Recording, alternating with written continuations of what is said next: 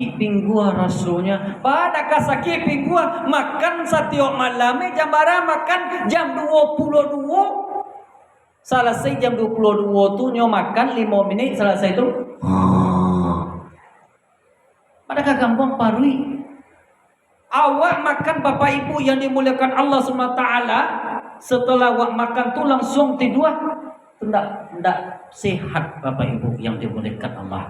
Untuk itu kita makanlah sore atau kita sebelum kita pergi sholat kan berjalan-jalan waktu pasti bapak ibu yang dimuliakan Allah kesehatan akan menyertai kita.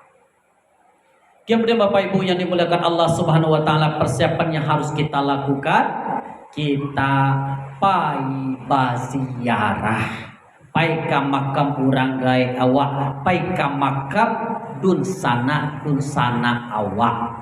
Balimau dalam bahasa awak bapak ibu yang dimuliakan Allah bukan pergi ke sungai mandi laki-laki padusi bacampur dan itu nama limau. Gini banyak bapak ibu yang dimuliakan Allah sehingga tak balimau namanya apa namanya bagalunau namanya. Balimau bapak ibu yang dimuliakan Allah SWT orang dulu bapak ibu yang dimuliakan Allah aduh bunga tu harum, aduh bunga tu harum, bunga mawar macam-macam bunga tu kemudian nyo mandi dengan itu bapak ibu yang dimuliakan Allah mandi tubuh basuh awaknya kok kini ndak awak kapai balimau besok mayo sia tu nyo pacar awak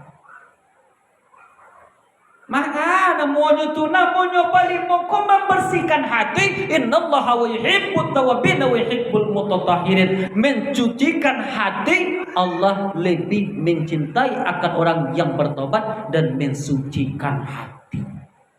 Kebaan mensucikan hati mau itu membuat dosa nilai bapak ibu yang dimuliakan Allah Subhanahu Wa Taala. Ingat Rasul pernah mengaminkan sebanyak 3 kali. 1, jangan diterima pahala apabila orang tuanya, anaknya tidak meminta maaf kepada orang tuanya.